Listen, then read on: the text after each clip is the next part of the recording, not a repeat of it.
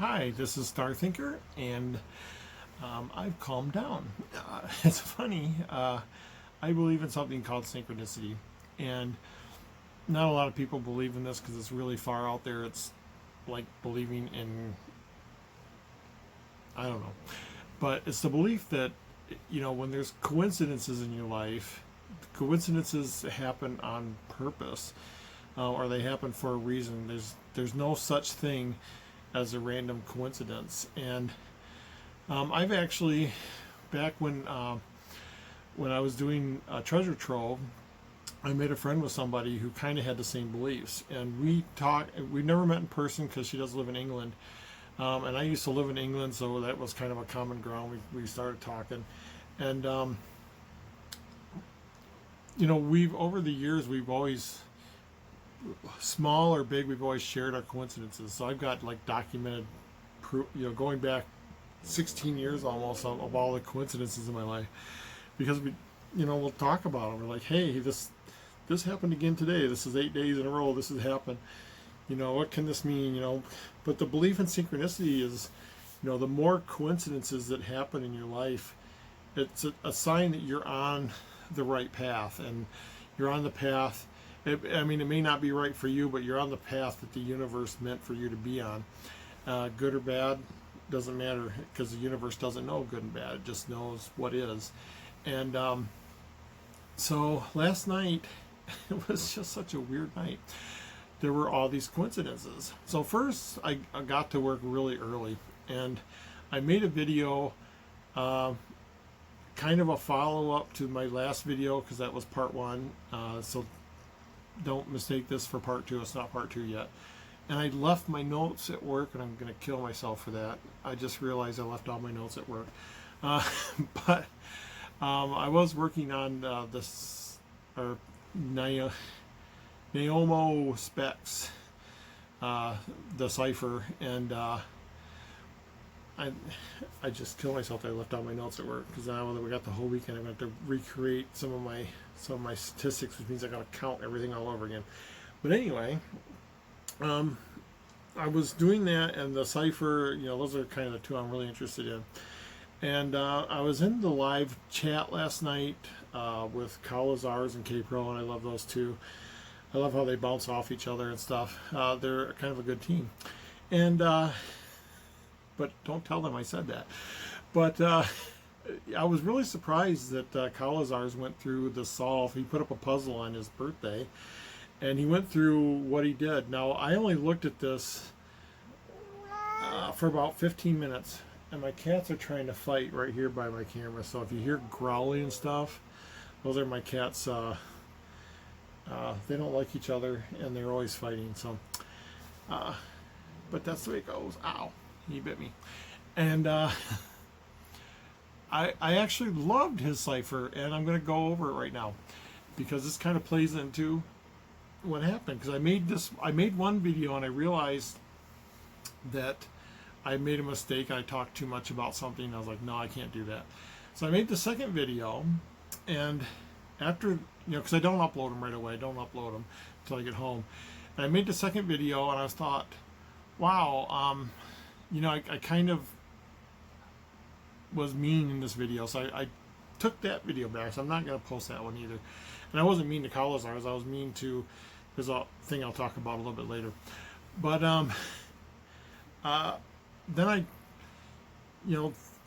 after I got done with that one, I thought, well, I'll try to do one more, and literally a ghost appeared behind me, and I couldn't post that one. So really weird things were happening. And then there was footsteps on the ceiling and stuff. So yeah, a lot of weirdness. But I got, I was getting ready to leave, and Jenny Kyle emailed me and said, yeah, there was some posts on the forum that I removed, and I just wanted your take on it. And I was like, well, I didn't see anything. And so someone misconstrued something I said in Kyle Lazars and K-Pro chat last night. So let me address, there's like 4 or 5 things I want to talk about. So let me address that first. Kyle Lazars went through a solve, and I was amazed, and I'm going to talk about that in a minute. But I posted in the chat, and I said, see the elements? numbers that spell out a word, squares and squares, locations of pieces, something to keep in mind. And I meant that kind of like in a general sense. Yeah, it could have referred to my book because that's the kind of layers I like, and that's the kind of codes I write. But I kind of meant that in general. With any hunt you do, there's layers, and let me. And so someone, I don't know, something got confused, and someone claimed that I sent that in a private message, and I have emphatically stated that I will never ever private message anybody. So when Kenny wrote, or Jenny Kyle wrote that to me, I was like, and then I was just leaving work, so there's nothing I could do about it. But it like, oh, and I used to take anger management courses like about 15 years ago because I was a seething ball of anger, and so not much. You can criticize me all you want. Tell me my writing stinks. Tell me my puzzles stink. Tell me anything like that. Tell me you hate Tinkerbell. I don't care. Those are your opinions and they don't affect me. But then when someone says, hey, you did something that you said you would never do, in other words, that's kind of implying that I lied. That triggers me. I'll be like, you called me a liar. And so I'm like, no. And I actually made another video this morning. I actually posted something on the forums, and I'm going to correct that in a minute. But I was like, no, I never did that. I never private messaged anybody. And I made a video like, I never private messaged anybody. And then Kenny wrote me back and said, or why did I keep calling her Kenny? And then Jenny wrote me back and said, yeah, this was cleared up. It wasn't misunderstanding. They realized you said that in the chat to Kalazars. You never private messaged that. And I'm going to clarify this one more time. I will never private message anybody. I will never do anything that's construed as private. Now, I know Kalazars has a private Zoom that discusses the Beacon Star. I'll never participate in that because it's private. A Gypsy's Kiss was going to have me talk to his private group, but he was going to have me talk about like the mechanics behind self-publishing and making a book and stuff. Now, that has nothing to do with the puzzles, so that I think would have been okay. But if anyone would have asked me anything about a clue, I would have just declined and not even discussed it. And then on Hint of Riches, there's also a private forum. I've never seen the private forum, and I'll never participate in that. I did register at the public sites, and that's something I've been doing since 1990. It's just a habit I do whenever there's anything I think I might participate in. I will go and I'll register StarThinker so no one else takes my name. And it's just a habit. And there's still sites I go to and I'll be like, oh, StarThinker, and I register the name. And so that's just habit. But I don't think I've ever posted anything at those two forums. But I do go look once in a while. It's fun to see people talking about my book. It's kind of an ego boost. But yeah, it's just fun. But I haven't posted anything. And if I do post something there, to me, that's a public forum. That's not private. They don't block people from viewing that. So to me, that's considered public.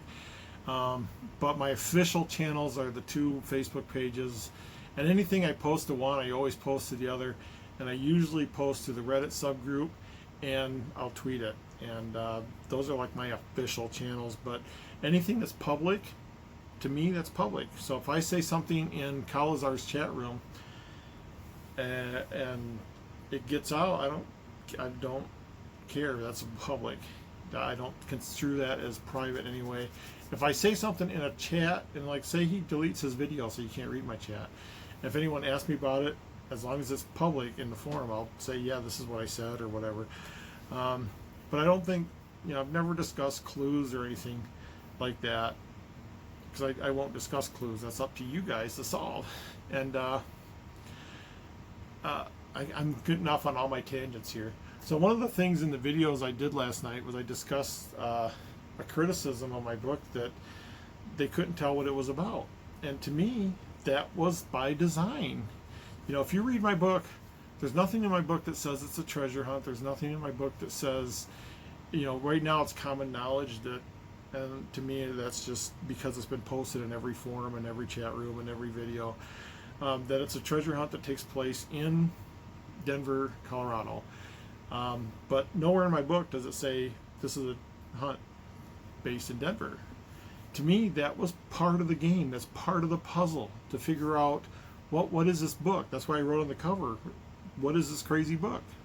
And so people had to figure it out. They had to figure out what city it was in. They had to figure out what it was. And there's not really a starting point. You gotta figure that out yourself. Ooh, hang on a second. Hey, what's going on? Hey. There, come on.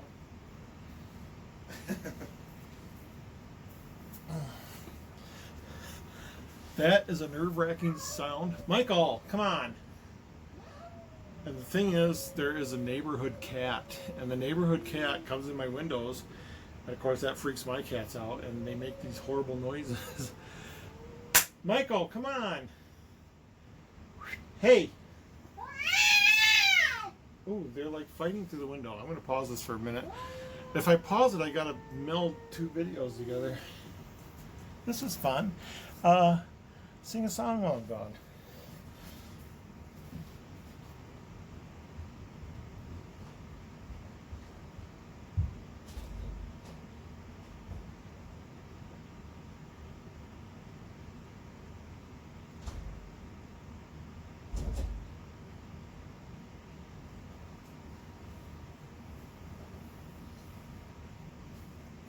Okay.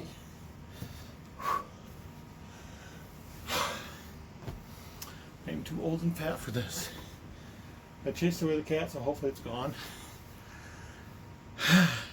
Michael, come on down. Michael's still looking in the window. So if you hear that sound again, oh, I hate that sound. Luckily there was glass in between them, so that could have been ugly. So anyway, where was I? I don't know, but I'm going to start over, not from the beginning. But one of the things I was going to say was talk about Kal-Azar's puzzle. And I only spent a short time on this because, for one thing, first of all, I would have loved to solve it just to throw it back in his face. Like I said, I don't know him personally, and we've had very few interactions, but you know, watching all these videos, I kind of feel like I know him, but we do some good nature ribbing back and forth. I know he's done several times, like, where's the coin? Where's the coin? I'm like, I can't get the coin.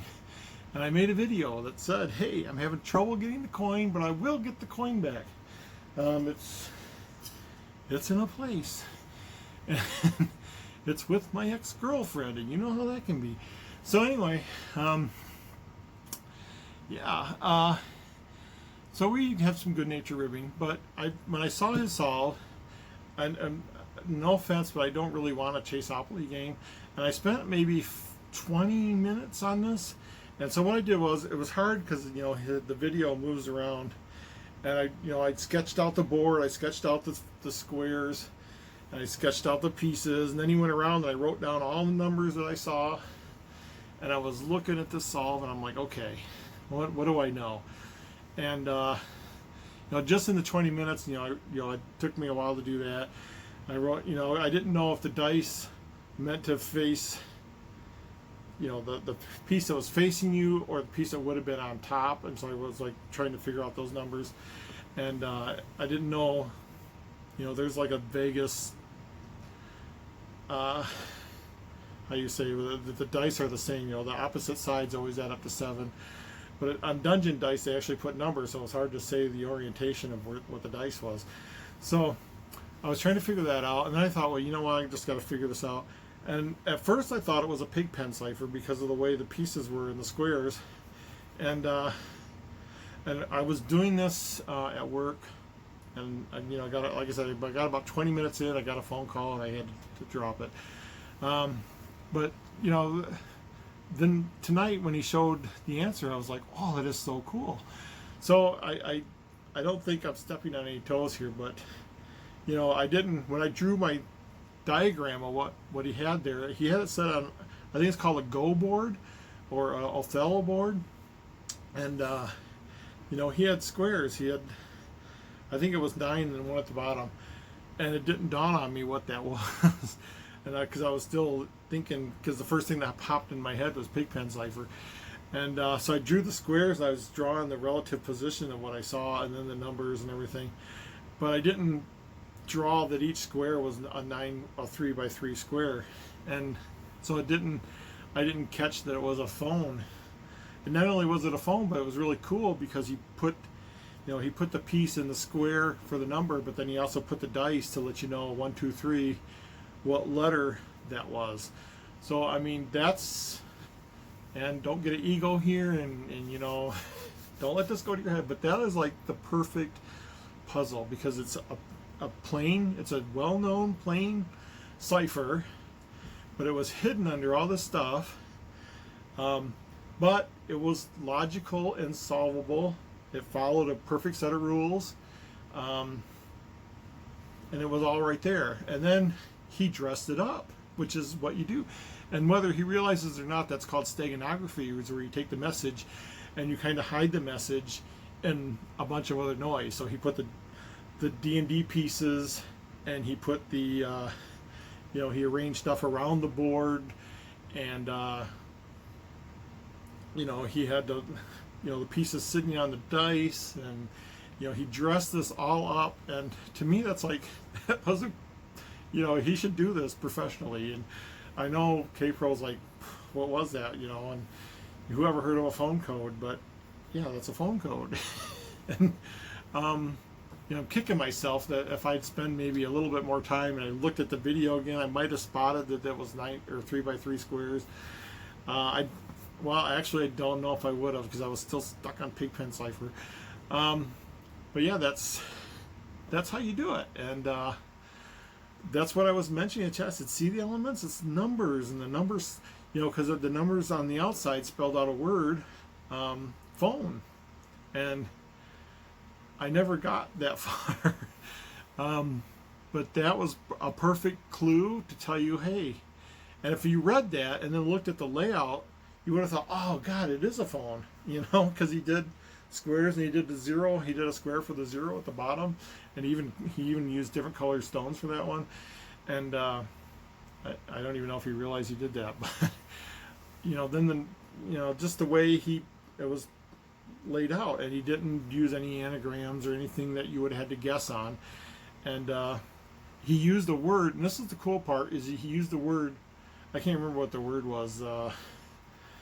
It was a word from Star Wars, but it was the name of the chess game that they play on the Millennium Falcon. And not really a chess game, it was a game. But I can't, I got it up here, just a second. Boo-ba-doo-boo-boo. But these dice right here, 20-sided dice, are what the hint was on how to solve it. Not the dice that the D&D nicked, and then there's one down here. So there are a total of, was an E. So the password was D, and then E. DiGiorno? And then you would go through it. The only thing that may have threw so the answer was DiGiorno. And so using a word like that, like when you're solving, you're looking for words, but if it's a word that looks like random letters, you're never sure if you've actually solved it until you had to go to a Vimeo and plug that word in. The only thing you had to kind of guess at was that it would have been a capital letter on the first letter. There wasn't a clue for that. There wasn't a rule for that, but I'll let that slide, because on a password you normally have to have a capital letter, and this spelled out a password. So yeah, if you typed it in all lowercase and it didn't work, the first thing you would have done was capitalize the first letter, and then it would have worked. So to me that's acceptable. And but yeah, just the way he had and I'm looking at the picture right now, and like, yeah, that was really cool the way he did that. But yeah, so kudos for that, and that's the way you do it. That's the way you do it. A clear set of rules, a clear code. He followed the code. He didn't anagram, which is always, I hate anagramming.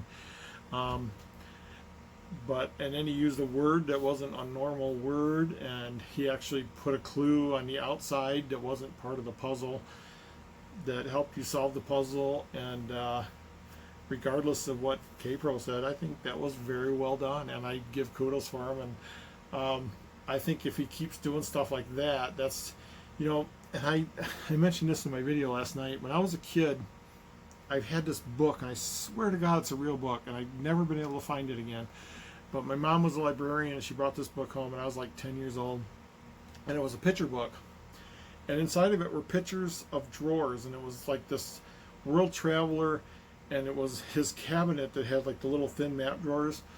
And so each page was him pulling a drawer out and taking a picture of it. And it was all clues. And in the back of the book, you know, because there was like 15, 20 of these, in the back of the book, he gave you the answer for a couple of them, but not all of them, because it was like some kind of hunt. And this was before Masquerade. And the way it was actual pictures of actual objects, and it was just like this, and each one had a cipher in it, but the cipher was dressed up and all this other stuff. So you had to like peel away the layers and get down to what the cipher is, and that's exactly what he did. And yeah, so I think, first of all, I want to find that goddamn book because I know it exists. Second of all, I just kudos, that was a really cool thing. I just wish I could have spent more time on it. I'm looking at the thing now, and I don't know if I would have ever picked up the 9x9 squares or the 3x3 squares. I mean, I knew they were squares because, you know, he color coded them. I don't know if I would have ever picked up that was a phone code, because I was still stuck on Pigpen, because that's a perfect layout for a Pigpen cipher. And I would have been stuck on that for a while until I like changed my tact and started tackling the outside things. I might have got phone, and then I would have realized, oh, phone cipher. But yeah, and people say, oh, Randy, you're so good at making, you know, puzzles. You must be good at solving them. And I'm like, that doesn't necessarily mean I'm good at solving them. I still get stuck on things. I'm just like everyone else. Like I said, I got stuck on Pigpen cipher, so that's what my brain got locked on. And it's just like this new hunt called Decipher with Naomo Spec, and you know, I'm stuck that it's a Beal cipher, and it might not be a Beal cipher, but everything about it looks and feels and smells like a Beal cipher, and that's what my brain is stuck on. So if it isn't a Beal cipher, I'm down the wrong path, and I'm cheating myself. So that was like one of the things. And speaking of the cipher, I was going to do a part 2, and this is what my first video was about. I did, like I said, it was like 5 things I want to talk about.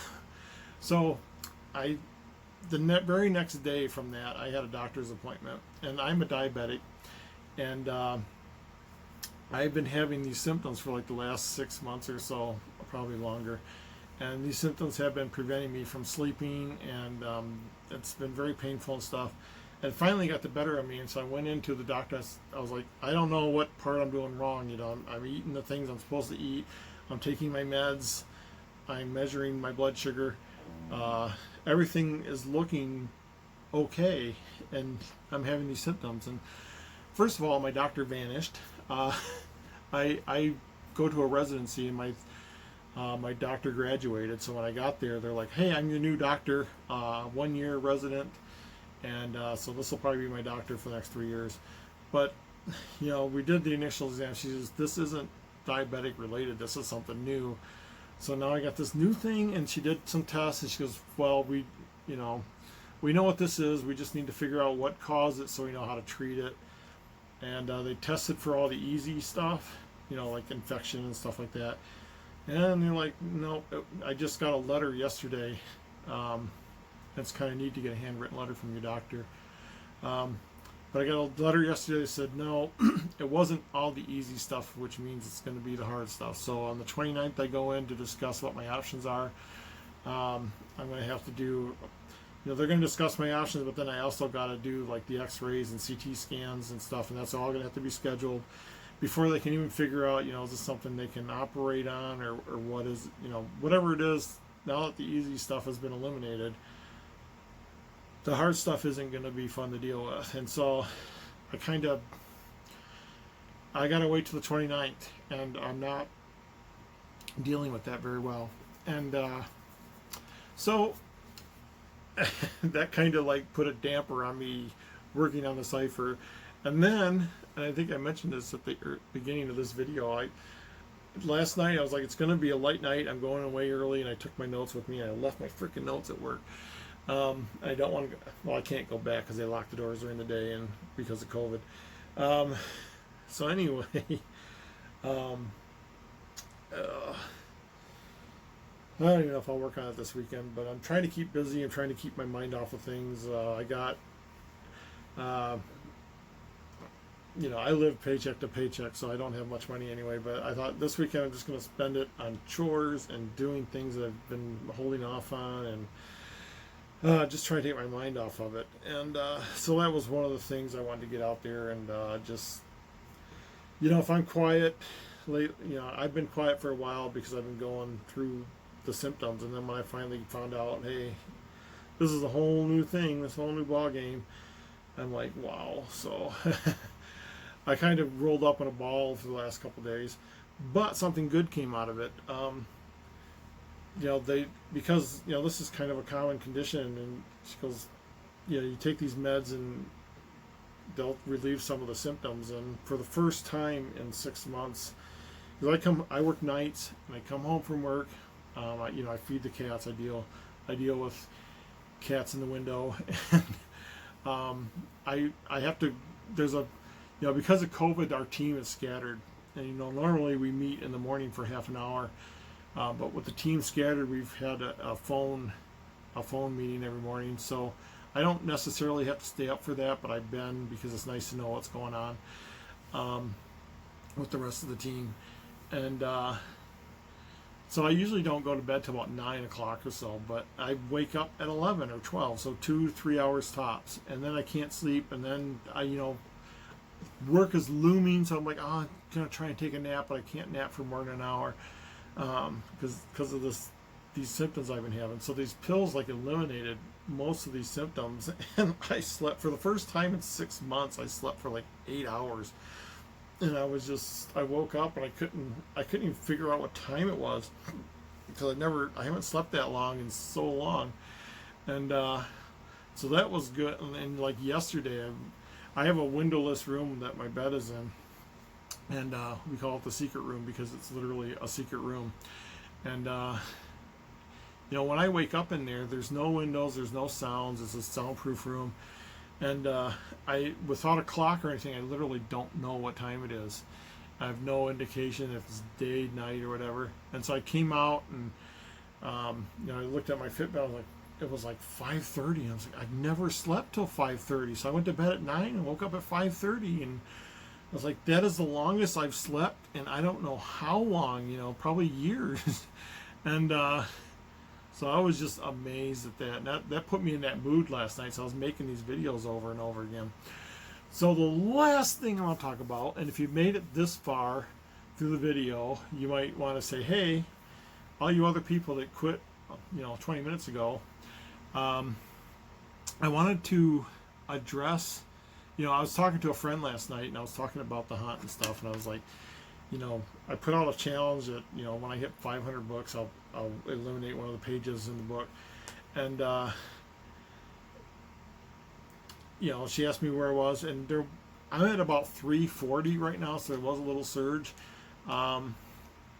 So she looked me up on Amazon, and I've only got 6 reviews. And one of the reviews is really negative. I mean, it's 2 stars, but it's a really negative review. And there's a whole story behind that. And that's what I addressed in one of my other videos. And I thought, you know what? I don't care. That person's entitled to their view, even though there's a big, long story behind it. But I thought, my book is, I own the ISBN for my book, so that means I can distribute it anywhere.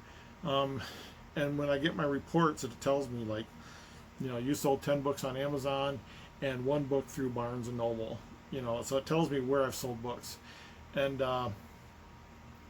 probably 98% of my books have been sold through Amazon. There's for whatever weird reason, there's a bookseller in England that has sold a couple copies, just a third party, and a third party bookseller in Germany that has sold a few copies. And they don't tell you like where. It just says Germany. So I don't know if that's on a U.S. base or something. I know Barnes and Nobles have sold a few copies, but for the most part, it's all been through Amazon. And I know I've heard people say, you know, it's only through Amazon. Well, that's not quite true. You can get it anywhere. I will say Walmart marks it up to $10. I don't know why they do that. I only get $1 per book, no matter where it's sold or no matter how much it's sold, because that's how much I get per book. And that $1 just goes back to the prize pool anyway. So, like, I was, you know, we were discussing. She said, you need to get more reviews, and I was like, yeah, but you know, it's not up to me to review my book. So she suggested I do another challenge. Like, if I can get 20 reviews, and I'm not talking about like don't rave, don't lie, be honest. You know, 20 honest reviews. If you don't like my writing, say, hey, this writing sucked. But I imagine most people, if they're watching this video for this long, they probably like the book. So, yeah, if I can get 20 reviews, and if they're decent reviews, and then I had to think about, well, what would I reveal? And I know I've had this discussion before about the token, and I hid the token a long time ago, and the token has some certain things on the back of it. When you find the token, there's instructions to follow, but I wrote that with the idea that I would be doing a treasure hunt, and I hid it, and I kept checking, and it was still there and still there. And then when I finally wrote the book, it was still there. And now the book is out, and I go back, and it's still there. And a lot of people say, well, how can your token be there? It's been there for at least 10 years, I think. I'd have to work out in my brain, like when I moved to Denver and when I hit it. But it's been there for a long time. And people are like, well, how was it there for so long? And, you know, how come a squirrel didn't carry it away? How come it's not buried by now? How come somebody didn't find it accidentally? And so I thought I would reveal a clue about the token, so that way I'm not revealing any hints or clues or anything about doing any of the ciphers in the book. But 20 reviews, hopefully positive reviews, and I will reveal a secret about the token. So I'm going to make that official, and I'm not going to mention it. So if you didn't make it to the end of this video, you won't know it unless someone mentions it in a forum. And if you've got this far, don't mention it in a forum. You know, let them figure it out.